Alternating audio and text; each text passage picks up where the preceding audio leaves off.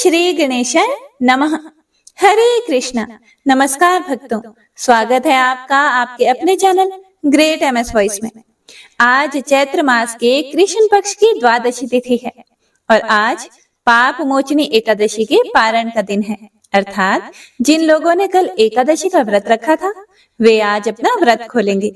एकादशी के व्रत के पारण के दिन तुलसी माता और लक्ष्मी माता की कथाओं को सुनने से ही व्रत पूर्ण माना जाता है और हमें एकादशी के व्रत का पूर्ण फल मिलता है। तो अगर जिन लोगों ने व्रत नहीं भी रखा है उन्हें भी द्वादशी के दिन तुलसी माता की ये कथाएं सुनने से धन संपत्ति और अनंत सुख फलों की प्राप्ति होती है। तो आइए भगवान श्री लक्ष्मी नारायण जी के चरण कमलों का ध्यान करते हुए इन कथाओं को सुनते हैं। आप बड़ी ही श्रद्धा और प्रसन्नचित मन से इन कथाओं को पूरा अवश्य सुनिएगा। कथाएं पसंद आए तो चैनल को सब्सक्राइब भी अवश्य कीजिएगा। तो प्रेम से बोलिए गौरी पुत्र गणेश की जय, लक्ष्मी नारायण भगवान की जय, तुलसी शालिग्राम भगवान की जय। आइए सुनते हैं तुलसी माता की संपूर्ण कथाएं। तुलसी माता को हरि प्रिया भी कहा जाता है। जितना भगवान श्री हरि विष्णु सोने चांदी हीरे मोती और रत्नों से प्रसन्न नहीं होते हैं उतना सिर्फ तुलसा दल से प्रसन्न हो जाते हैं। सच्ची श्रद्धा भाव से तुलसी दल भगवान विष्णु को अर्पित करने से मनुष्य के सभी संकट कट जाते हैं और मनोकामनाओं की पूर्ति होती है। शास्त्रों के अनुसार एकादशी के दिन तुलसी जी में कभी भी जल नहीं चढ़ाना चाहिए, क्योंकि तुलसी महारानी स्वयं एकादशी का निर्जला व्रत रखती हैं। लेकिन द्वादशी के दिन व्रत के पारण के समय तुलसी माता को जल अवश्य चढ़ाना चाहिए और पूरे विधि विधान से पूजा पाठ करके उनकी कथाओं को सुनकर ही अपना व्रत खोलें। इस कथा को सुनने से एकादशी के व्रत का संपूर्ण फल मिल जाता है। तो आइए प्रसन्नचित मन से इस कथा को सुनते हैं। कथा के अनुसार एक कुटुंब में ननंद तथा भाभी साथ में रहते थे। ननंद का विवाह अभी नहीं हुआ था। वह तुलसी के पौधे की बहुत सेवा किया करती थी, लेकिन उसकी भाभी को यह सब कुछ बिल्कुल भी पसंद नहीं था। जब कभी भी उसकी भाभी को अत्यधिक गुस्सा आता तब वह उसे ताना देते हुए कहती कि जब तुम्हारा विवाह होगा तो मैं तुलसी ही बरातियों को खाने को दूंगी और तुम्हारे दहेज में भी तुलसी ही दूंगी। कुछ समय बीत जाने पर ननंद का विवाह पक्का हुआ। विवाह के दिन भाभी ने अपने कहे अनुसार, मतलब जैसा कि वह हमेशा बोला करती थी कि तुम्हारे विवाह में बारातियों को तुलसी ही खाने को दूंगी और दहेज में भी तुलसी ही दूंगी, तो भाभी ने बारातियों के सामने तुलसी का गमला फोड़ दिया और बारातियों को उसे खाने के लिए कहा। तुलसी माता की कृपा से वह फूटा हुआ गमला अनेकों स्वादिष्ट पकवानों में बदल गया। भाभी ने गहनों के नाम पर तुलसी की मंजरी से बने हुए गहने पहना दिए और वे भी सुंदर सोने जवाहरात में बदल गए। भाभी ने वस्त्रों के स्थान पर तुलसी का जनेऊ रख दिया और वह रेशमी तथा सुंदर वस्त्रों में बदल गया। जब ननंद ससुराल पहुंची तो उसके ससुराल में उसके दहेज की बहुत प्रशंसा की गई।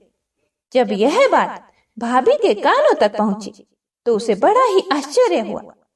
उसे अब तुलसी माता की पूजा का महत्व समझ में आया। भाभी की एक लड़की थी।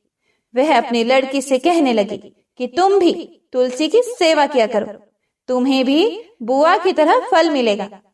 वह जबरदस्ती अपनी बेटी से तुलसी माता की सेवा करने को कहती, लेकिन लड़की का मन तुलसी सेवा में नहीं लगता था।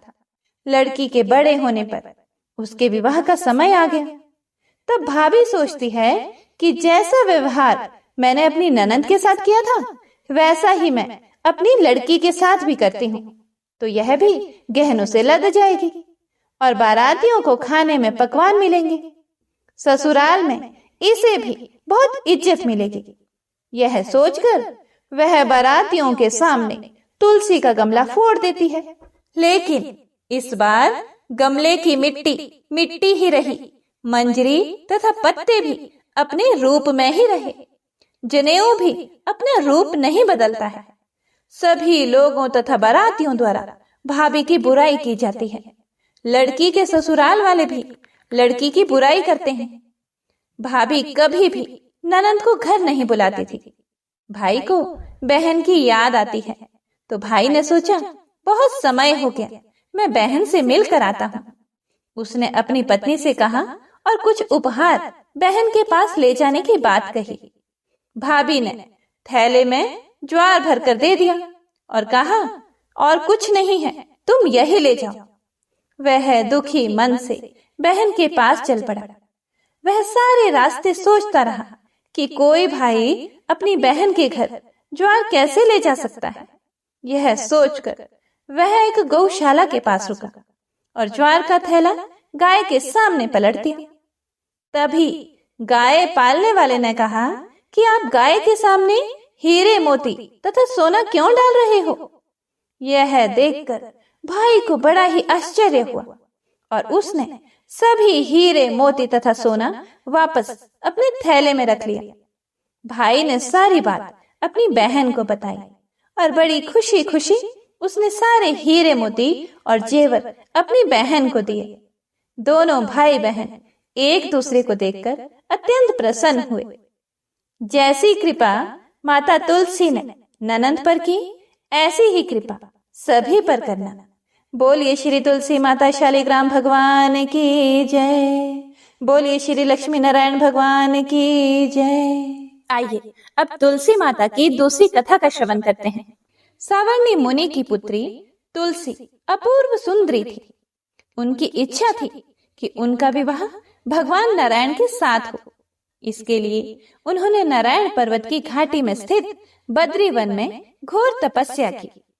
दीर्घ काल तक तपस्या के उपरांत ब्रह्मा जी ने प्रसन्न होकर दर्शन दिए और वर मांगने को कहा।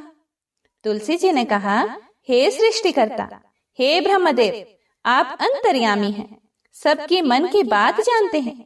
फिर भी मैं अपनी इच्छा आपसे बताती हूँ। मैं चाहती हूँ कि भगवान श्री नारायण मुझे पति रूप में मिले। ब्रह्मा जी ने कहा, तुम्हारा अभीष्ट तुम्हें अवश्य मिलेगा। अपने पूर्व जन्म में किसी अपराध के कारण तुम्हें श्राप मिला है। इसी प्रकार भगवान श्री नारायण के एक पार्षद को भी दानव कुल में जन्म लेने का श्राप मिला है। दानव कुल में जन्म लेने के बाद भी उसमें नारायण का अंश विद्यमान रहेगा। इसीलिए इस जन्म में पूर्व जन्म के पाप के शमन के लिए संपूर्ण नारायण तो नहीं मिलेंगे, लेकिन नारायण के अंश से युक्त दानव कुल में जन्मे उस शापग्रस्त पार्षद से तुम्हारा विवाह होगा। शाप मुक्त होने पर भगवान श्री नारायण सदा सर्वदा के लिए तुम्हारे पति हो जाएंगे। तुलसी जी ने ब्रह्मा के इस वर को स्वीकार किया, क्योंकि मानव कुल में जन्म के कारण उस मायावी भोग को तो भोगना ही था। तुलसी जी बद्री वन में ही रहने लगी। नारायण का वह पार्षद दानव कुल में जलंधर के नाम से पैदा हुआ था। कुछ दिनों बाद वह भ्रमण करता हुआ बद्री वन में आया। यहाँ तुलसी को देखते ही वह उस पर मंत्र मुग्ध हो गया और तुलसी के सामने उसने अपने विवाह का प्रस्ताव रखा। उसने तुलसी जी से विवाह करने की इच्छा प्रकट की। इतने में ही महाब्रह्मा जी भी वहां आ गए और तुलसी जी से कहा, तुलसी, जलंधर को देखो, कैसा देवोपम उसका स्वरूप है। दानव कुल में जन्म लेने के बाद भी लगता है जैसे इसके शरीर में नारायण का वास हो। तुम प्रस्ताव को सहर्ष स्वीकार कर लो। तुलसी को भी लगा कि उसकी तपस्या पूर्ण हुई, उसे इच्छित फल मिला है। जलंधर के साथ उसका गंधर्व विवाह हो गया और वह जलंधर के साथ उसके महल में पत्नी बनकर आ गई। जलंधर ने अपनी परम सुंदरी सती साध्वी पत्नी तुलसी के साथ बहुत दिनों तक राज्य किया।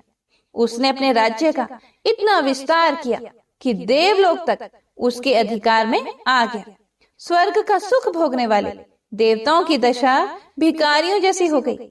जलंधर किसी को कष्ट नहीं देता था, पर अधिकार और राज्य छिन जाने से सारे देवता मिलकर ब्रह्मा, विष्णु और शिव जी की सभा में गए तथा अपनी विपत्ति सुनाई। ब्रह्मा जी ने कहा, तुलसी परम साध्वी है, उसका विवाह जलंधर से मैंने ही कराया था। जलंधर को तब तक नहीं हराया जा सकता या मारा जा सकता जब तक तुलसी को ना छला जाए। विष्णु जी ने कहा, जलंधर पूर्व जन्म में मेरा पार्षद था। श्राप के कारण उसे दैत्य कुल में जन्म लेना पड़ा। इस जन्म में भी मेरा अंश उसमें व्याप्त है। साथ ही तुलसी के पतिव्रत धर्म से वह अजय है। फिर देवताओं की सहमति से भगवान शिव ने जलंधर के पास संदेश भेजा कि या तो वह देवताओं को राज्य लौटा दे या फिर उनसे युद्ध करे। जलंधर शंकर के पास पहुंचा। उसने कहा, देवाधिदेव, आपके लिए देवताओं का पक्ष लेना उचित नहीं है। राज्य बढ़ाना हर राजा का कर्तव्य है। मैं किसी को दुखी नहीं कर रहा हूँ। देवताओं से कहिए कि वे मेरी प्रजा बनकर रहे। मैंने आपका कोई भी अपमान नहीं किया है। हमारा आपका युद्ध शोभा नहीं देता है। अगर आप हार गए तो बड़ी लज्जा की बात होगी। मैं हार गया तो आपकी कीर्ति बहुत अधिक नहीं बढ़ेगी। भगवान शंकर फिर हंसने लगे। वे तो सब रहस्य समझते थे। तुलसी और जलंधर के पूर्व जन्म के श्राप की अवधि लगभग पूरी हो चुकी थी। फिर शंकर जी बोले, इसमें कीर्ति और लज्जा की बात क्या है? तुम देवों को राज्य लौटाकर उन्हें उनके पद पर प्रतिष्ठित होने दो। युद्ध से बचने का यही एक उपाय है। जलंधर ने कहा, मैंने युद्ध के बल से देवलोक जीता है। कोई उसे युद्ध के द्वारा ही वापस ले सकता है। यह है मेरा अंतिम उत्तर है। अब मैं जा रहा हूँ। ऐसा कहकर जलंधर चला गया।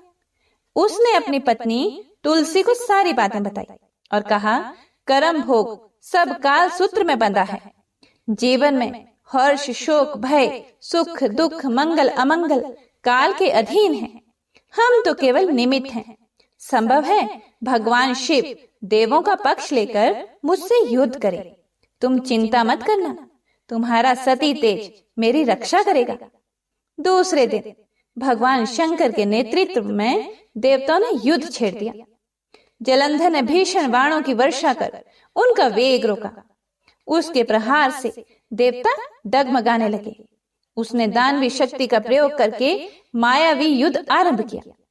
युद्ध स्थल पर वह किसी को भी दिखाई नहीं देता था, पर उसके अस्त्र शस्त्र प्रहार कर देवों को घायल कर रहे थे।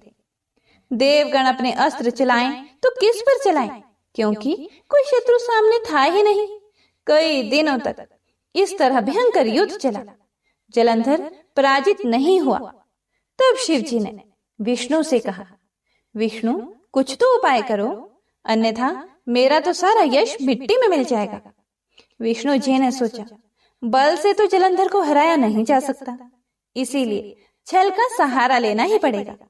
उन्होंने तुरंत अपना स्वरूप जलंधर जैसा बनाया और अस्त्र शस्त्र से सुसज्जित हो तुलसी जी के पास पहुंच गए। बोले, प्रिय, मैं युद्ध जीत गया। सारे देवता भगवान शंकर समेत हार गए। इस खुशी में आओ, मैं तुम्हें अपने अंग से लगा लूं। पति को प्रत्यक्ष खड़ा देखकर तथा विजय का समाचार सुनकर वह दौड़कर मायावी जलंधर के गले से लिपट गई। इस प्रकार पति पत्नी दोनों ने आलिंगन होकर खूब खुशी मनाई। पर पुरुष के साथ इस प्रकार के व्यवहार से उसका सती तेज नष्ट हो गया। उसका सती तेज जो जलंधर की कवच के रूप में रक्षा कर रहा था, वह कवच नष्ट हो गया। जलंधर शक्तिहीन हो गया। यह जानते ही भगवान शंकर ने अपने त्रिशूल से प्रहार किया। त्रिशूल के लगते ही जलंधर जलकर भस्म हो गया। जलंधर के मरने को जानकर विष्णु अपने असली रूप में आ गए। सामने अपने पति जलंधर के स्थान पर भगवान विष्णु को खड़ा देखकर तुलसी बहुत विस्मित हुई। उसको पता लग गया कि स्वयं नारायण ने उसके साथ छल किया है। क्रोध में आकर तुलसी जी ने श्राप दिया, एक सती स्त्री का स्तित्व भंग करने के अपराध में तुम हृदयहीन पत्थर हो जाओ। विष्णु जी ने तुलसी के श्राप को शिरोधार्य कर कहा, देवी, तुम्हारे तथा जलंधर के कल्याण के लिए मुझे ऐसा करना पड़ा। तुम दोनों को श्राप मुक्त करना था। तुम भी अब अपना शरीर त्याग कर तुलसी बिरवा के रूप में जन्म लोगी। और मेरी पूजा तुलसी दल से होगी। मैं शालिग्राम पत्थर बनूंगा। मेरे शीश पर तुम आदर से विराजमान होंगी। तुम्हारे पति की हड्डियों के चूर्ण से शंख की उत्पत्ति होगी। उस शंख ध्वनि से देवताओं तथा मेरी पूजा आराधना होगी। जहाँ शंख ध्वनि होगी वहाँ मंगलमय मैं विराजमान रहूंगा। तुमने पूर्व जन्म में बद्री वन में मुझे पाने के लिए बड़ी तपस्या की थी। अब अगले जन्म में मैं नारायण प्रस्तर के रूप में बद्रीनाथ वन में स्थापित होऊंगा और मेरी पूजा अर्चना फल फूल से ना होकर तुम्हारी तुलसी दल से होगी। मेरे शीश पर विराजमान होकर तुम मुझसे भी ऊंचा पद प्राप्त करोगे। बोलिए श्री लक्ष्मी नारायण भगवान की जय। बोलिए श्री तुलसा जी शालिग्राम जी की जय। आइए अब पूरी श्रद्धा भाव और प्रसन्नचित मन से तुलसी माता की तीसरी कथा का श्रवण करते हैं। एक बार एक गांव में एक बुजुर्ग महिला रहा करती थी। वह प्रतिदिन पूजा पाठ किया करती थी। वह रोज तुलसी माँ की पूजा करती थी और वह बुजुर्ग महिला रोज तुलसी माता से कहती, हे तुलसी माँ, तुम मुझे बहू दे, पीताम्बर की धोती दे, मीठा मीठा घास दे, वैकुंठ में वास दे, चटक की चाल दे, पटक की मौत दे, चंदन का काठ दे, रानी का काज दे, दाल भात का भोजन दे, 11 की मौत दे और कृष्ण जी का कंधा दे। वह बुजुर्ग महिला हर महीने में तुलसी माता की रोज पूजा करती थी और उनके बिरले को रोज सींचती। तुलसी माता बुजुर्ग महिला की बात सुनकर धीरे धीरे सूखने लगी। तभी भगवान श्री कृष्ण जी ने देखा कि तुलसी माता सूख रही है और तभी एक दिन भगवान श्री कृष्ण तुलसी माता जी के पास प्रकट हुए और भगवान श्री कृष्ण जी ने तुलसी माता से पूछा, तुम क्यों सूख रही हो? सभी महिलाएं तुम्हारी पूजा करती हैं और तुमको रोज सींचती हैं, लेकिन फिर भी तुम सूखती जा रही हो। इसका कारण क्या है?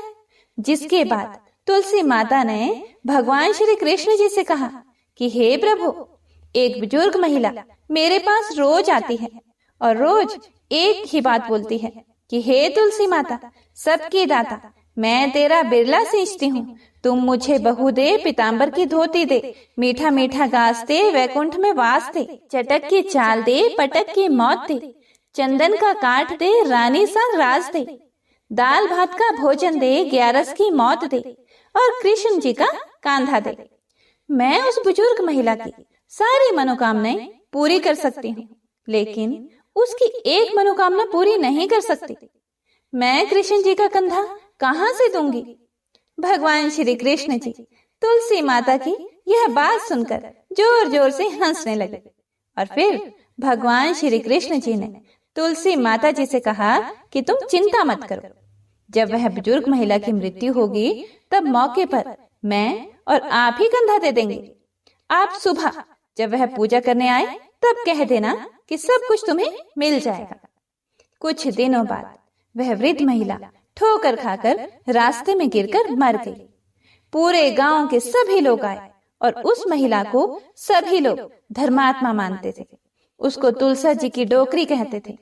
उसके परिवार में कोई भी नहीं था, इसीलिए गांव वालों ने ही उसके अंतिम संस्कार करने की योजना बनाई और उसे नहलाकर जब वैकुंठी पर बैठाने के लिए उसे उठाने लगे तो उसका मृत शरीर इतना भारी हो गया था कि उसे कोई उठा नहीं पाया। यह सब देखकर वहां के सभी लोग तरह तरह की बातें करने लगे और कहने लगे कि यह इतना पूजा पाठ करती थी, हर समय माला फेरती थी, इसीलिए यह इतनी भारी हो गई है। वहीं पूरे गांव में चर्चा होने लगी कि डोकरी माई कोई भक्ति नहीं करती थी, यह छल कपट करती थी।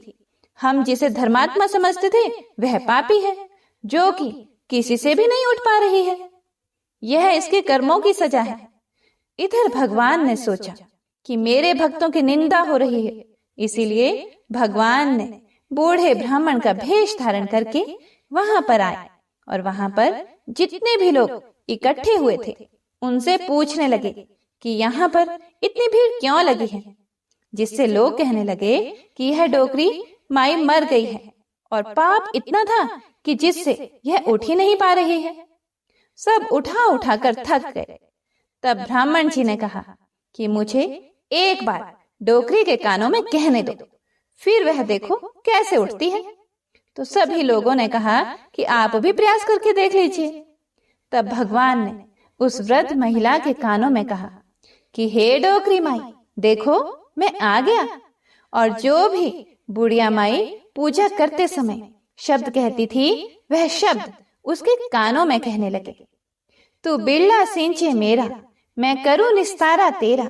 डोकरी माई बहू ले, बेटी ले, पोता ले, लड्डू ले, पीताम्बर की धोती ले, गहना ले, घी का घड़ा ले, मीठा मीठा खीर और पूड़ी ले, दाल भात का भोजन ले, धन दौलत ले, बेटा पोता को काम ले, तुलसी का पत्ता ले, मुंह में गंगा जल ले, 11 को दिन ले, श्री कृष्ण जी का कंधा ले। इतना सुनते ही डोकरी हल्की हो गई। भगवान ने बोला, आओ और उसको उठाओ। भगवान ने हाथ लगाया और डोकरी उठ गई। सबको बड़ा ही आश्चर्य हुआ। उसे खूब धूमधाम से ले जाया गया। भगवान उसे अपने कंधे पर ले गए। पूरे गांव में इसकी चर्चा होने लगी, जिससे उसको मुक्ति मिल गई और वह वैकुंठ में चली गई। सभी लोग देखते रह गए। सभी लोगों ने देखा कि शमशान घाट तक तो ब्राह्मण साथ ही आया था, लेकिन अब वह दिखाई नहीं दे रहा है। इससे लोगों को समझ में आ गया कि वह और कोई नहीं, स्वयं भगवान ही बूढ़े ब्राह्मण के रूप में आए थे। तो बोलिए श्री राधा कृष्ण भगवान की जय, बोलिए श्री तुलसी शालिग्राम जी की जय। तो आइए अब भगवान विष्णु जी और सौभाग्य और धन की देवी माँ लक्ष्मी जी की बड़ी ही पावन कथा का अमृत पान करते हैं। एक बार भगवान विष्णु जी शेषनाग पर बैठे बैठे उदास हो गए और धरती पर जाने का विचार बनाया। धरती पर जाने का मन बनाते ही विष्णु जी जाने की तैयारियों में लग गए। अपने स्वामी को तैयार होता देखकर लक्ष्मी जी ने उनसे पूछा कि हे स्वामी, आप कहाँ जाने की तैयारी में लगे हैं? जिसके उत्तर में विष्णु जी ने कहा कि हे देवी, मैं धरती लोक पर घूमने जा रहा हूँ। यह सुनकर माता लक्ष्मी जी का भी मन धरती पर जाने का हुआ और उन्होंने श्री हरि से इसकी आज्ञा मांगी। लक्ष्मी जी की प्रार्थना करने पर भगवान विष्णु जी बोले कि आप मेरे साथ चल सकते हो, लेकिन एक शर्त पर। अगर आप धरती पर पहुंचकर उत्तर दिशा की ओर ना देखें तो तभी मैं आपको अपने साथ लेकर जाऊंगा। यह सुनते ही माता लक्ष्मी जी तुरंत हाँ कर देती हैं और विष्णु जी के साथ धरती लोक पर जाने के लिए तैयार हो जाती हैं। माता लक्ष्मी जी और भगवान विष्णु जी सुबह सुबह धरती पर पहुंच गए। जब वे पहुंचे तब सूर्य देवता उदय हो ही रहे थे। कुछ दिनों पहले ही बरसात हुई थी, इसीलिए धरती पर चारों ओर हरियाली ही हरियाली थी। धरती बेहद ही सुंदर दिखाई दे रही थी। इसीलिए माँ लक्ष्मी जी मंत्र मुग्ध होकर धरती के चारों ओर देख रही थी। माँ लक्ष्मी जी भूल गई कि पति को क्या वचन देकर साथ आई है।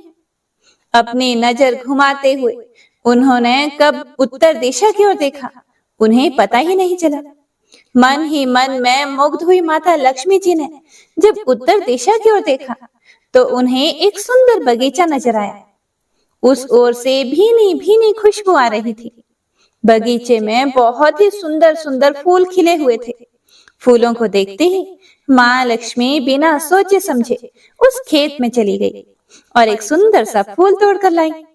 फूल तोड़ने के बाद जैसे ही माँ लक्ष्मी जी भगवान विष्णु के पास वापस लौट कर आई, तब भगवान विष्णु जी की आंखों में आंसू भरे थे। माँ लक्ष्मी जी के हाथ में फूल देखकर विष्णु जी बोले कि कभी भी किसी से बिना पूछे उसका कुछ भी नहीं लेना चाहिए, और साथ ही माँ लक्ष्मी जी को विष्णु जी को दिया हुआ वचन भी याद दिलाया। माँ लक्ष्मी जी को जब अपनी भूल का आभास हुआ तो उन्होंने भगवान के सामने इस भूल की क्षमा मांगी। विष्णु जी ने कहा कि आपने जो भूल की है उसकी सजा तो आपको अवश्य मिलेगी। जिस माली के खेत से आपने बिना पूछे फूल तोड़ा है, यह एक प्रकार की चोरी है। इसीलिए अब आप 3 वर्षों तक माली के घर नौकर बनकर रहो। उसके बाद मैं आपको वैकुंठ में वापस बुलाऊंगा। भगवान विष्णु जी का आदेश मानकर माता लक्ष्मी जी चुपचाप सर झुकाकर मान स्वीकार किया, जिसके बाद माँ लक्ष्मी जी ने एक गरीब औरत का रूप धारण किया और उस खेत के मालिक के घर गई। माधव नाम के उस मालिक का एक झोपड़ा था, जहां माधव पत्नी, 2 बेटे और 3 बेटियों के साथ रहता था। माता लक्ष्मी जी जब एक साधारण औरत बनकर माधव के झोंपड़े पर पधारी तो माधव ने पूछा कि बहन आप कौन हो? तब माँ लक्ष्मी ने कहा कि मैं एक गरीब औरत हूँ, मेरी देखभाल करने वाला कोई नहीं, मैंने कई दिनों से खाना भी नहीं खाया, मुझे कोई भी काम दे दो, मैं तुम्हारे घर का काम किया करूंगी और इसके बदले में आप मुझे अपने घर के एक कोने में आसरा दे देना। माधव बहुत ही अच्छे दिल का मालिक था, उसे उन पर दया आ गई, लेकिन उसने कहा बहन मैं तो बहुत ही गरीब हूँ, मेरी कमाई से मेरे घर का खर्च काफी कठिनाई से चलता है, लेकिन अगर मेरी 3 बेटियां हैं उसकी जगह अगर 4 बेटियां होती तो भी मुझे गुजारा करना था। अगर आप मेरी बेटी बनकर और जैसा रूखा सूखा हम खाते हैं उसमें खुश रह सकती हो तो बेटी अंदर आ जाओ। माधव ने माँ लक्ष्मी जी को अपने झोंपड़े में शरण दे दी और माँ लक्ष्मी जी 3 साल तक उस माधव के घर पर नौकरानी बनकर रही। कथा के अनुसार कहा जाता है कि जिस दिन माँ लक्ष्मी जी माधव के घर आई थी उसके दूसरे दिन ही माधव को फूलों से इतनी आमदनी हुई कि शाम को उसने एक गाय खरीद ली। फिर धीरे धीरे माधव ने जमीन खरीद ली और सबने अच्छे अच्छे कपड़े भी बनवा लिए। कुछ समय बाद माधव ने एक बड़ा पक्का घर भी बनवा लिया। माधव हमेशा सोचता था कि मुझे यह सब इस महिला के आने के बाद ही मिला है, इस बेटी के रूप में मेरी किस्मत आ गई है। एक दिन माधव जब अपने खेतों से काम खत्म करके घर आया तो उसने अपने घर के द्वार पर गहनों से लदी एक देवी स्वरूप औरत को देखा। जब वह पास गया तो उसे आभास हुआ कि यह तो मेरी मुंह बोली चौथी बेटी यानी वही औरत है। कुछ समय के बाद वह समझ गया कि यह देवी कोई और नहीं बल्कि स्वयं माँ लक्ष्मी जी है।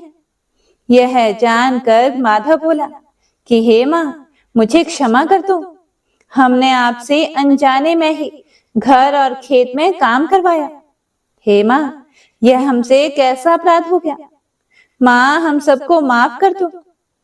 यह सुनकर माँ लक्ष्मी जी मुस्कुराई और बोली कि हे माधव तुम तो बहुत ही अच्छे और दयालु व्यक्ति हो, तुमने मुझे अपनी बेटी की तरह रखा, अपने परिवार का सदस्य बनाया। इसके बदले मैं तुम्हें वरदान देती हूँ कि तुम्हारे पास कभी भी खुशियों की और धन की कमी नहीं रहेगी, तुम्हें सारे सुख मिलेंगे जिसके तुम हकदार हो। इसके बाद माँ लक्ष्मी जी अपने स्वामी श्री हरि के द्वारा भेजे रथ में बैठकर वैकुंठ लोक चली गई। हे माँ मेरी नम्र विनती है कि जैसे माधव पर कृपा दृष्टि रखी वैसी ही कृपा दृष्टि हमारे समाज और देश पर रखना। कथा को सुनने वाले, सुनाने वाले और हुंकारा भरने वाले सभी भक्त जनों पर रखना। तो प्रेम से बोलिए लक्ष्मी नारायण भगवान की जय। श्री तुलसी महारानी करो विनय सिर नाए, जो मम हो संकट विकट दीजे मात नशाए। नमो नमो तुलसी महारानी महिमा मित न जाए बखानी, दियो विष्णु तुमको सन्माना जग में छाय सुअश्य महाना। विष्णु प्रिया जय जयति भवानी तिहु लोक की हो सुख खानी। भगवत पूजा कर जो कोई बिना तुम्हारे सफल न होए। जिन घर तब नहीं होए निवासा उस पर करी विष्णु नहीं बासा। करे सदा जो तब नित सुमिरन ते ही के काज होए सब पूरन। कार्तिक मास महात्म तुम्हारा ताको जानत सब संसारा। तब पूजन जो करे कुंवारी, पावे सुंदर वर सुकुमारी। करे जो पूजन नित्य प्रति नारी, सुख संपत्ति से होए सुखारी। वृद्धा नारी करे जो पूजन, मिले भक्ति होवे पुलकित मन। श्रद्धा से पूजे जो कोई, भवनिधि से तर जावे सोई। कथा भागवत यज्ञ करावे, तुम बिन नहीं सफलता पावे। छायो तब प्रताप जग भारी, ध्यावत तुम ही सकल चित धारी। तुम ही मात यंत्रन तंत्रन में, सकल काज सिद्धि होवे क्षण में। औषधि रूप आप हो माता, सब जग में तव यश विख्याता। देव ऋषि मुनियों तपधारी, करत सदा तव जय जयकारी। वेद पुरातन तव यश गाया, महिमा गम पार नहीं पाया। नमो नमो जय जय सुख कारणी, नमो नमो जय दुख निवारणी। नमो नमो सुख संपत्ति देनी, नमो नमो अघ काटन छेनी। नमो नमो भक्तन दुख हरणी, नमो नमो दुष्टन मद छेनी। नमो नमो भव पार उतारनी, नमो नमो परलोक सुधारनी। नमो नमो निज भक्त उबारनी, नमो नमो जन काज संवारनी। नमो नमो जय कुमति निशावनी, नमो नमो सब सुख उपजावनी। जयति जयति जय तुलसी माई, ध्याऊं तुमको शीश नवाई। निज जन जानी मोहि अपनाओ, बिगड़े कारज आप बनाओ। करूं विनय में मात तुम्हारी, पूर्ण आशा कर हूँ हमारी। शरण चरण कर जोर मनाऊं, निश दिन तेरे ही गुण गाऊं। करहु माता बमो पर दाया, निर्मल होए सकल मम काया। मांगु मात ये बर दीजे, सकल मनोरथ पूर्ण कीजे। जानू नहीं कुछ नेम आचारा, क्षमहु मात अपराध हमारा। 12 मास करे जो पूजा, ता सम जग में और न दूजा। प्रथम ही गंगा जल मंगवावे, फिर सुंदर स्नान करावे। चंदन अक्षत पुष्प चढ़ावे, धूप दीप नैवेद्य लगावे। करे आचमन गंगा जल से, ध्यान करे हृदय निर्मल से। पाठ करे फिर 40 की, स्तुति करे मात तुलसा की। यह विधि पूजा करे हमेशा, ताके तन नहीं रहे कलेशा। करे मास कार्तिक का साधन, सोवे नित्य पवित्र हुए जाहि। है यह कथा महासुखदाई, पढ़े सुने सो भव तर जाए। तुलसी मैया तुम कल्याणी, तुम्हारी महिमा सब जग जानी। भावना तुझे मानित नित ध्यावे, गागा कर्मा तुझे रिझावे। यह श्री तुलसी चालीसा, पाठ करे जो कोय। गोविंद सो फल पावहि, जो मन इच्छा होए। तुलसी चालीसा संपूर्ण।